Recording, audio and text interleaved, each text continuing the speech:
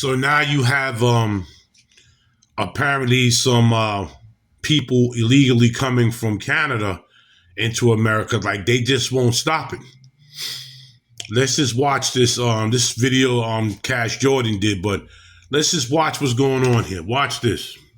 About the illegal immigration happening at the southern border, but what about the illegal crossings that are happening at the northern border? Our two-part special report revealed migrants were flying to Canada and walking across. So last year, over 16,000 people illegally entered America from Canada, and a good number of those folks were headed to New York, where America's largest sanctuary city is still offering everyone who makes it here shelter beds, some in former luxury hotels. But with Donald Trump's election, crossing either the southern or northern U.S. borders has become increasingly difficult over the last few weeks. But as you're about to see, some people think they can still make it through.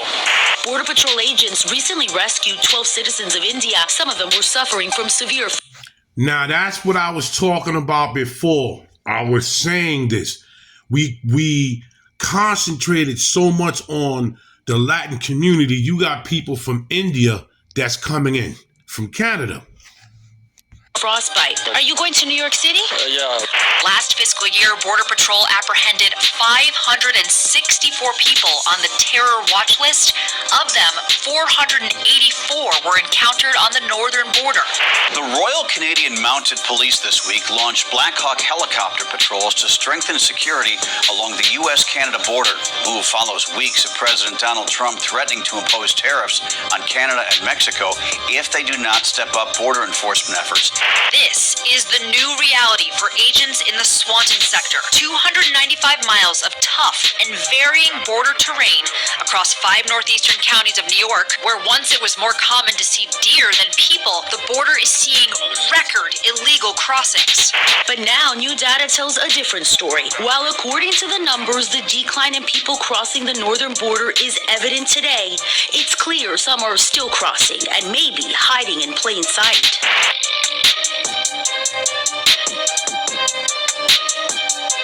So while smugglers are still offering passage from Canada to New York, President Trump's border crackdowns are making the journey almost impossible. But what nobody's talking about is that securing the northern border, although necessary, that's also going to be almost impossible because it is the longest land border in the entire world.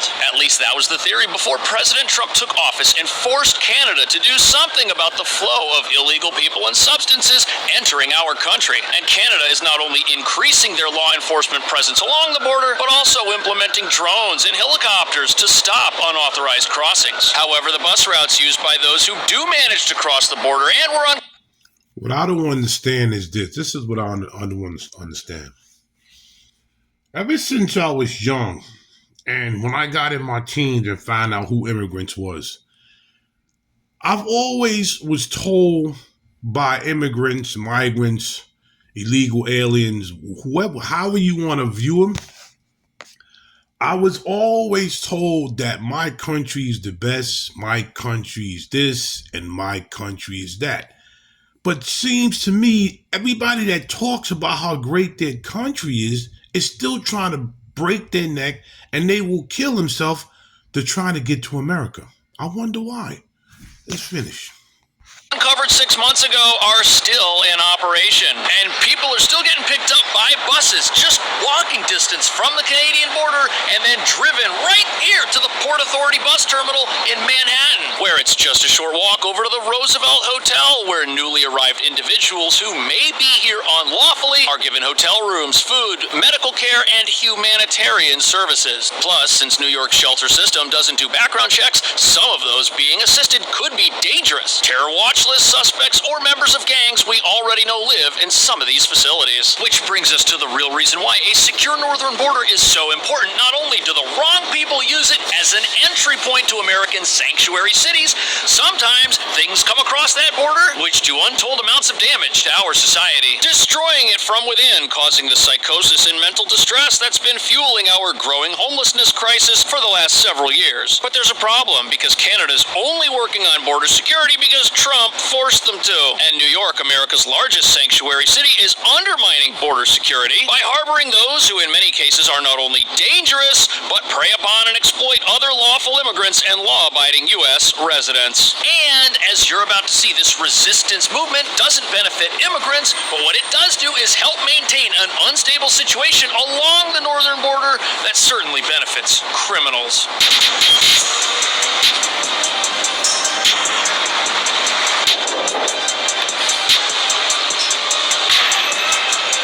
So here we are at the Port Authority bus terminal, where every day people from Canada arrive in New York City on buses that travel along routes passing through upstate New York, where they make stops at local. When I come to work every morning from Jersey back to New York to work, and I do see buses dropping them off, they're waiting inside the Port Authority hallway with bags. And then they ask, where is the Roseville Hotel? You know where Roseville Hotel is? They'll ask somebody to translate it. Do you know where and I'll let them know where it's at. And I'm looking at them like, this has got to be some type of joke here. Like, they still coming. But, I'm glad Trump made it very, very hard for them to just come that easily. Businesses and gas stations to pick up passengers, some of whom walked across the border on foot and are hoping to make their way here, where some people believe they can live a normal life while hiding from the U.S. federal government. Are you going to New York City?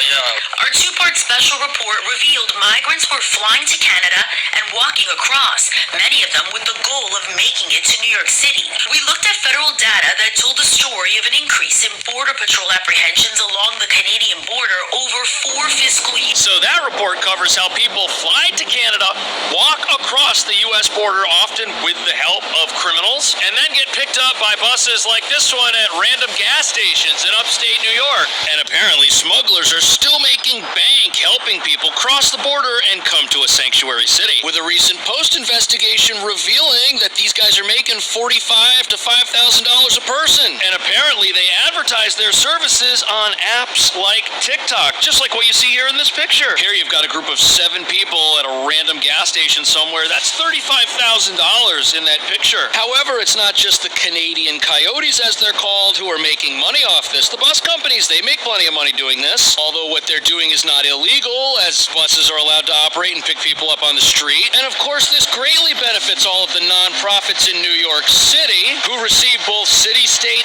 and federal funding to manage the asylum crisis. And the sad thing about it, nothing goes to the homeless people of America. Nothing. The homeless people of America are still out there waiting to be housed. This is a slap and a disrespect in our face, man. I'm glad Trump got into office. On top of that, it benefits the taxis and ride shares that have been spotted picking people up just south of the Canadian border as well. There's a whole economy based around this, which the Trump administration is trying to shut down as fast as possible. In this picture from Clinton County, New York, you see 2 men with backpacks. It's dated November 9th. This image dated December 1st, 2024. This one taken in the morning, but now new data tells a different story.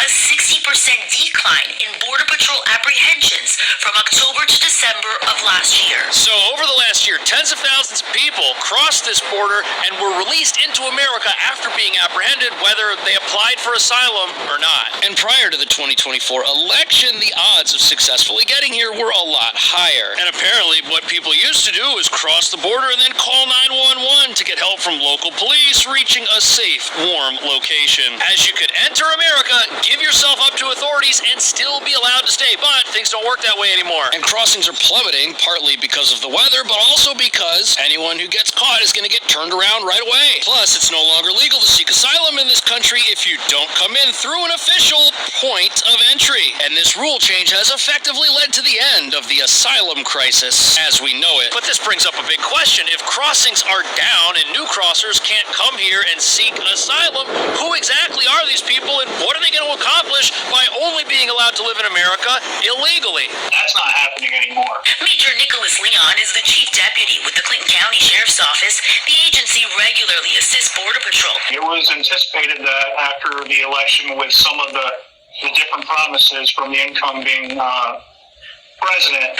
President Donald Trump. So look at that. Since November of last year, this sheriff says the entire immigration situation along the U.S.-Canadian border has completely changed. And prior to the 2024 election, you had two different groups of people who were coming across the border. The first type were people who were willing to cross the border unlawfully and then turn themselves in, receive an immigration court hearing date, and remain in America while their asylum case played out. But the second group of people are the gang members and the criminals who made money off the first group, smuggling them across, who also used this opportunity to bring members of their own criminal organizations into the country for purposes other than pursuing the American dream. And so many criminals came here that the crime rate in Venezuela actually went down. As the local economy is so bad, criminals had no choice but to leave that country and come here to do what they were doing. And we now know that a good number of these individuals ended up in places like New York, where they not only benefit from deportation protection, but also a soft on crime legal system. President Donald Trump promised deportations on the campaign trail. And since the inauguration, we've seen moves toward that promise, including executive orders, ICE crackdowns, deportation flights, and preparations with plans unfolding to hold alleged criminal migrants in detention on Guantanamo Bay. In a statement... So the reason things are different now is because this whole Remain in America immigration policy, that's now canceled. We're back to remain in Mexico or whichever country of origin one wants to come in from. And people can still apply for asylum. They just can't do it and wait around inside America. And when the asylum crisis first started, we had stories of skilled professionals that were coming here to seek a new life in America. But now that the asylum crisis is over, anybody coming here, they can't possibly have those ideas in mind. And there is now no pathway, not even one that exists on a technicality, which would allow someone to come here, get work authorization, and start living a normal life. I'm going to end the video right there because it's very long. But ever since Trump came into office, he slowed everything down. He slowed the process down.